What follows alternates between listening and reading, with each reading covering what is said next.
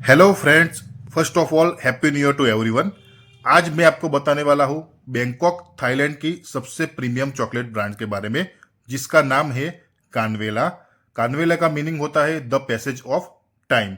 ये अपने tree to bar chocolates के लिए जाने जाते हैं। मतलब ये थाईलैंड से ही लोकल कोकोआ सोर्स करके चॉकलेट्स बनाते हैं और काफ़ी रिच चॉकलेट बनाते हैं। ये काफ़ी प्रीमियम कैटेगरी में आते हैं। इन्होंने कई अवार्ड्स भी जीते हुए हैं।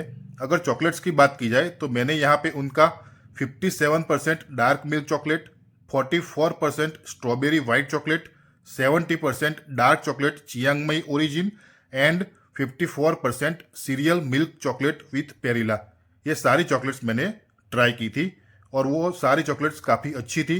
काफ़ी रिच चॉकलेट का फ्लेवर आ रहा था और ये आपको एक अलग ही एक्सपीरियंस देगा।